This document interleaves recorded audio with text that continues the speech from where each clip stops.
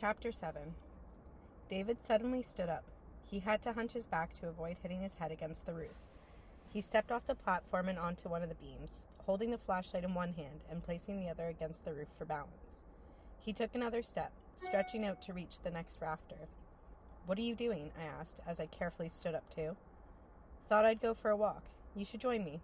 "I think I'll stay right here, thank you." "Actually, that wasn't just an invitation. I really need you to come along too. I can't do it without you." He had made his way over until he was standing over top of the bathroom. He was moving effortlessly, quickly, and stopped when he reached his parents' bedroom.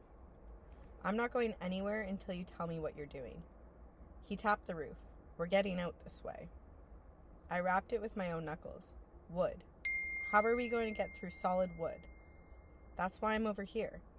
"Is there a way out over there?" I asked, hopefully, although the question itself made no sense. The roof might have been leaky, but of course there was no way there was a hole big enough for us to fit through. He pointed the flashlight down into the water. "Matter of fact, I think it's right about here. Come on, I need your help." I reached up to the roof, using it for support and balance, and stretched my foot out over the gap between the beams until it was securely resting on the next one. "Be careful, Elizabeth," Susie warned me. "I'll try." I drew over my other leg so I was standing, balanced on the beam. It wasn't very wide, only 2 or 3 inches, but it was wide enough to stand on. Slowly, carefully, I repeated the action to move to the next support. "You planning on getting here anytime soon?" David asked. "I'm just trying to avoid falling in." Step by step, gap by gap, beam by beam, I moved. Each time I looked down to make sure my footing was right and then moved my eyes upward. Looking down wasn't good. It wasn't the height as much as the water. It was moving, swirling, dark, and impenetrable. This was much worse than crossing the footbridge. In the light from David's flashlight, I could make out the images of objects beneath the surface. The toilet and bathtub gleamed an eerie white, but I couldn't see the floor beneath them. Finally, I stood beside David. "What now?" "I need you to hold the flashlight for me. Aim it straight down, right there." I took the flashlight. "What good will that do? It's just water." "It's what's below the water. We're standing right over top of my father's tool chest." I looked harder, following the light down and then into the water. It only penetrated a foot or 2 at best. Below that was darkness. "I don't see it," I said. "Me neither, but I'm pretty sure it's right down there." So close, but so far. Not so close, but not so far. He ducked down, and for a split second I thought he was going to fall. I reached out to grab him, and missed. But he was sitting down on the beam. His feet were hanging down, swinging, just above the water. Just barely above. That meant that the water had risen even more and was still rising fast, maybe even faster. I looked for a reference point. I couldn't see the windows in his parents' bedroom at all, because they were well below the waterline. "Hold the light straight down." "Sure, but why?"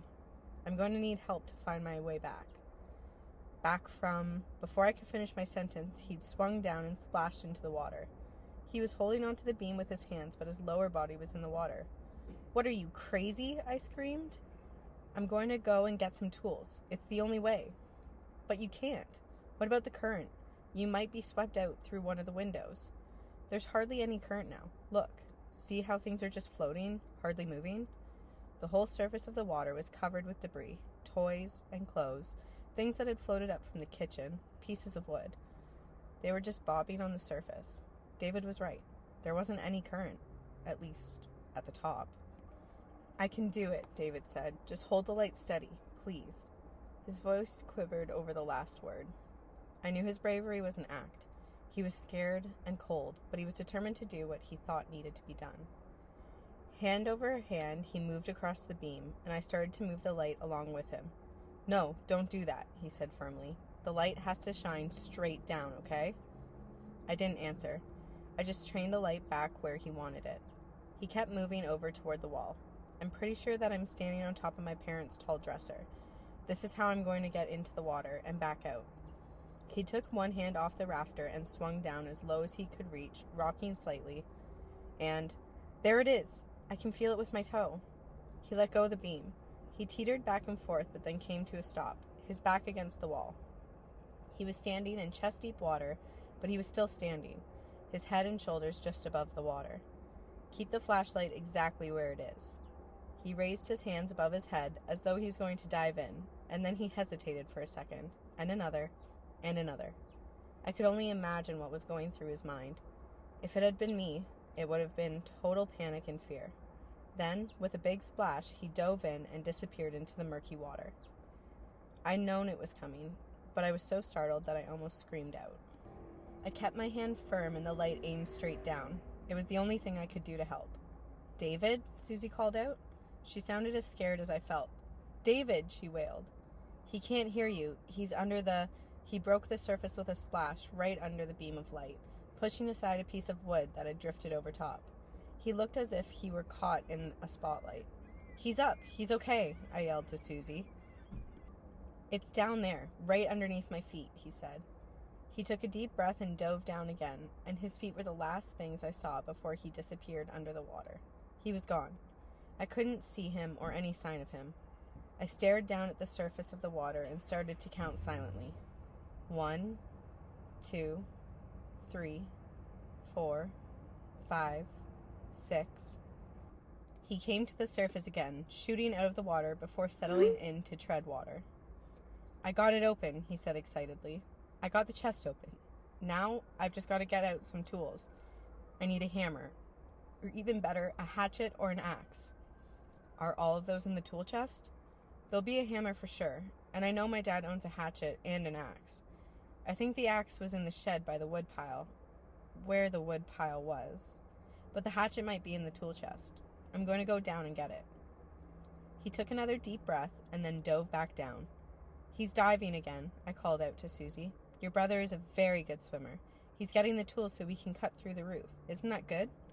"That's good," she replied. I had been talking to distract and comfort Susie, but it was doing the same for me. It made me feel better. I held the light firmly. He had been down there a long time, longer than before. He burst out of the water. "I got it," he shrieked, his voice so loud that it echoed off the roof. In his hand was a hatchet, a little axe, and as he raised his hand above the water to show me, treading water, the weight pushed the rest of him down. "How are you going to get back up?" "Same way I got down. Hold on." His hand and the hatchet dropped below the water. There, I tucked it into my belt. He swam over to the spot where he'd dropped down. He'd stopped swimming and was now, I assumed, standing on the dresser again. "It's deeper," he said. "It's always deeper." "No, a lot deeper. Look." Only his head was above water. A few minutes ago, it had been his head and shoulders.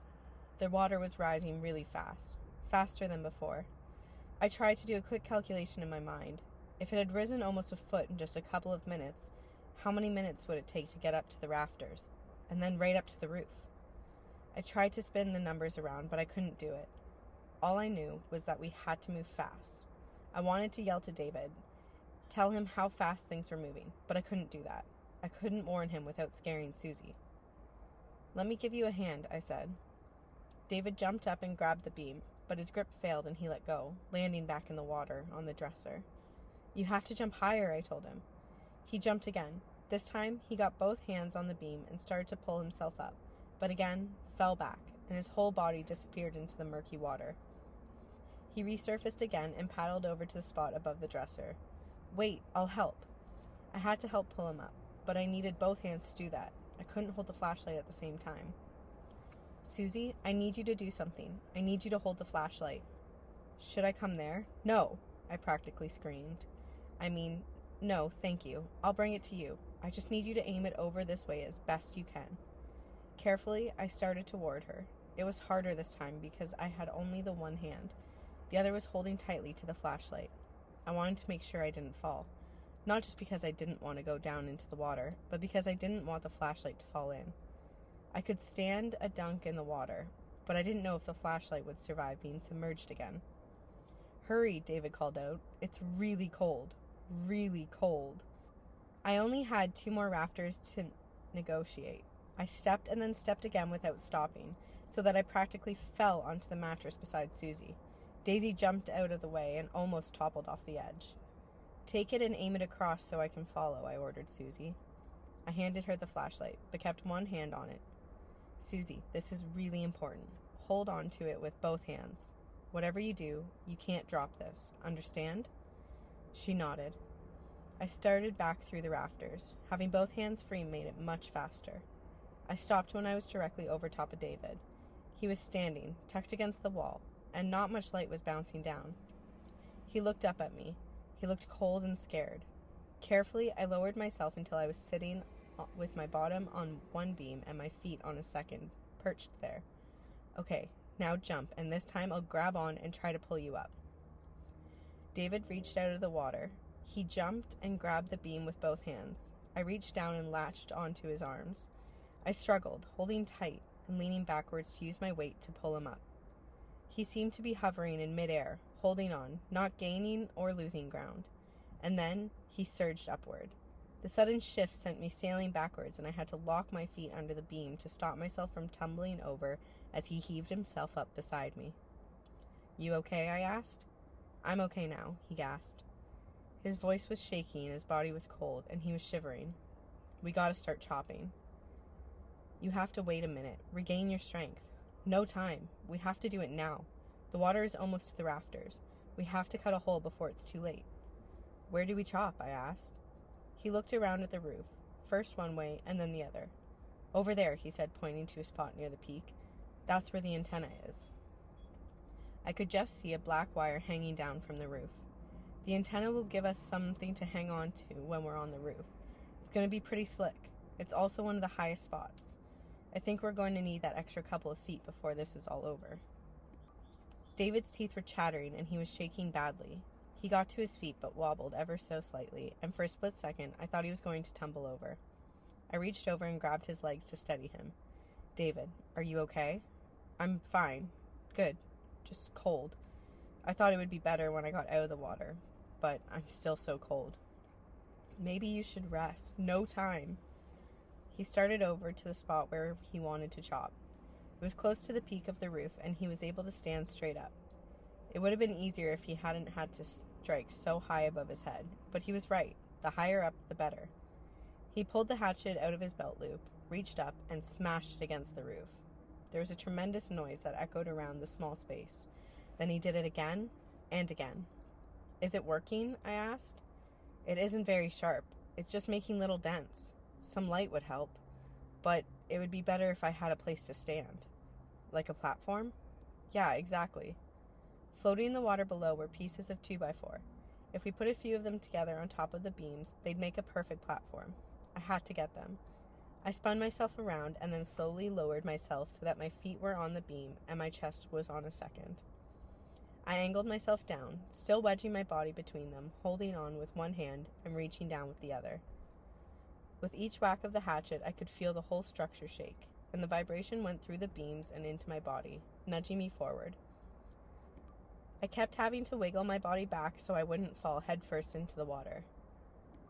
Precariously balanced and leaning forward the way I was, it felt even more dangerous. I was just able to reach down to the water. If only it was a little bit higher. How bizarre, wanting the river to rise higher. I grabbed the edge of a 2x4 and pushed it forward just a shade. I dared to lean a little bit farther and secured my grip. I started to fish it out, leaning backwards as I pulled it out of the water to counterbalance the weight. It was a big piece, over 6 feet long, and I had to angle it up and then over the one beam, laying it down on two so it made a narrow platform. I grabbed a second piece, and then a third, and a fourth, placing each one beside the others on the two beams. I should have been getting more tired with the strain of pulling them up, but the success seemed to give me energy. I rose to my knees and then shifted the boards forward one by one until finally I had moved them all to just beside David. He was balanced, one foot on one beam and the second on another, still chopping, although the pace of his blows had slowed down considerably. Take a break, I said. He didn't argue. He bent over, breathing heavily. Watch out. I pushed the boards over, one by one, until the platform was right underneath where he'd been working. That should make it easier, he said. I'll start again in a few seconds. My body is still freezing, but my arms are burning. You've been working hard. I'm not making much progress. The boards right above David were splintered and dented, but he hadn't been able to forge even a small hole. "Let me take over for a while," I offered. He handed me the hatchet, and I got to my feet. The boards sagged as I stood. "Can I come over?" Susie called out. "Maybe you'd better stay with Daisy," David replied. "Daisy could come over too." "Not unless she can fly." "You could help move the platform the way Elizabeth moved the boards," she said. Before he could answer, I did. "Go ahead," I said to David. "We can put the plywood on top of these 2x4s, and it'll be easier because we'll be slightly higher." Without answering, he slowly got to his feet. He looked shaky, but I had to trust that he could do it. We'd have to get Susie and Daisy over to the hole sometime, so why not now? Before I started chopping, I reached up and felt the roof. I was hoping my hand would feel more than my eyes could see. No such luck. There was more of a dent than a hole in the boards. I drew back the hatchet and smashed it against the roof. It stopped dead against the wood, and the vibrations shook down my arm. I drew it back farther and put my full force behind the blow. The hatchet sank slightly into the wood, and I had to wiggle it back and forth to free the blade for the next assault. David hadn't made much progress, but I was taller, and I had longer arms, and I was pretty sure I was stronger. I knew I could break through. I had to.